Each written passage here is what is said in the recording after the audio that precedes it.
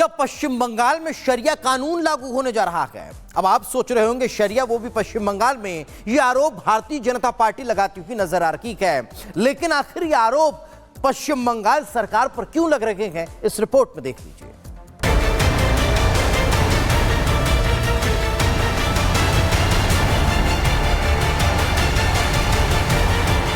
ममता के मंत्री का बयान, दिल्ली तक सियासी घमासान। अल्पसंख्यक बहुसंख्यक का दांव, सियासत का नया अध्याय। किस धर्म की कितनी आबादी, अब इस पर भी सियासत हो।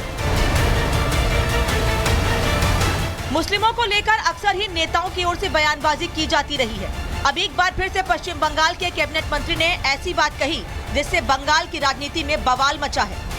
हम एक ऐसे कौम से हैं जो कौम, बंगाल में तो हम 33% हैं, मगर हिंदुस्तान में भी हम सिर्फ 17% है और हमें माइनॉरिटी कम्युनिटी कहा जाता है।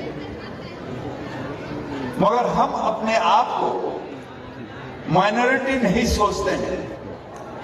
हम सोचते हैं अगर अल्लाह की रहमत है हमारे ऊपर, अगर तालीम हमारे साथ है, तो हम एक दिन मेजॉरिटी से भी मेजॉरिटी हो सकते हैं और हम अपने अल्लाह की ये मेहरबानी होगी जो हम अपने ताकत से ये हासिल करते हैं।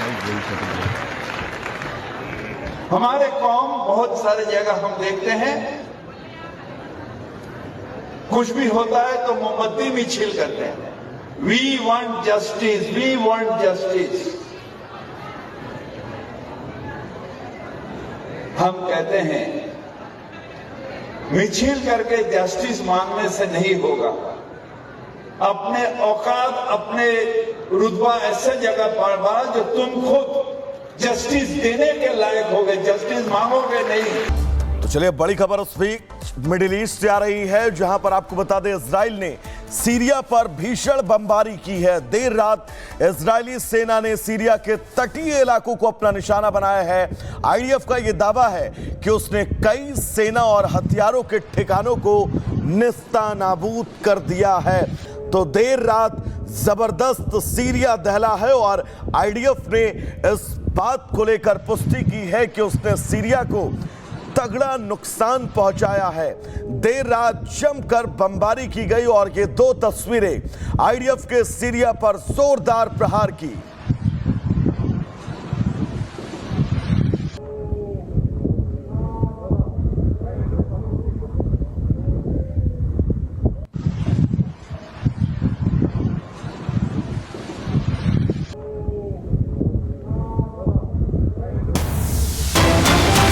चलिए आगे बढ़ते हुए अब बात करते हैं संविधान पर। आज राज्यसभा में चर्चा होनी है। राज्यसभा में सुबह 11 बजे से चर्चा की शुरुआत होगी। बीजेपी की तरफ से इस चर्चा में कई सांसद शिरकत करने वाले हैं, शामिल होने वाले हैं। जेपी नड्डा, केंद्रीय गृह मंत्री अमित शाह सदन में बोलेंगे, तो निर्मला सीतारमण, सुधांशु त्रिवेदी भी सदन में आज संविधान की चर्चा में हिस्सा लेने वाले हैं। तो संविधान पर आज राज्यसभा में चर्चा होगी।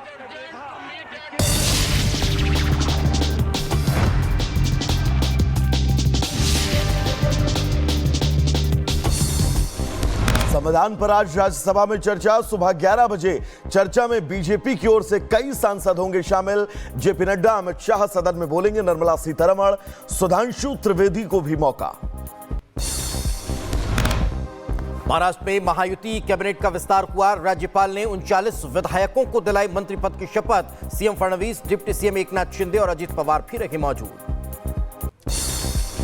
नए मंत्रियों ने नागपुर में ली शपथ। बीजेपी से 19, शिवसेना से 11 और एनसीपी से 9 विधायक बने मंत्री। डिप्टी सीएम अजित पवार का बयान, 2.5 साल के लिए होगा मंत्रियों का कार्यकाल।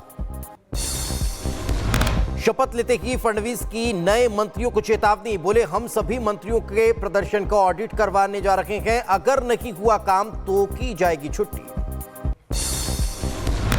शपथ ग्रहण समारोह पर डिप्टी सीएम एकनाथ शिंदे का बयान, बोले मैच नया है, विपक्ष वही है, हमने एक टीम के रूप में काम किया है। उधर मंत्रियों के विभागों के बंटवारे पर बोले मुख्यमंत्री देवेंद्र फडणवीस, अगले 2 से 3 दिन में होंगे मंत्रियों के विभागों का बंटवारा। नागपुर में आज से महाराष्ट्र विधानसभा का सत्र शुरू होगा। विपक्ष का दावा, संख्या बल कम होने के बाद भी जनता से जुड़े मुद्दे उठाएंगे। छत्तीसगढ़ में केंद्रीय गृह मंत्री अमित शाह ने नक्सलियों को हथियार डालने की चेतावनी दी। कहा, हिंसा करने वालों से निपटेंगे सुरक्षा बल। 31 मार्च 2026 तक नक्सलवाद खत्म करने की डेडलाइन तय। ईवीएम को लेकर शिकायत करने पर उमर अब्दुल्ला का कांग्रेस परिवार कहा, बंद करे शिकायत करना। जिन पार्टियों को वोटिंग सिस्टम में भरोसा नहीं है, उन्हें नहीं लड़ना चाहिए चुनाव। पश्चिम बंगाल सरकार के मंत्री फरहाद हुसैन का बयान सामने आया। कहा, जल्द ताकतवर होंगे मुसलमान। बीजेपी ने सांप्रदायिकता भड़काने का आरोप लगाया। फरहाद ने मुस्लिम छात्रों को संबोधित करते हुए बयान दिया था।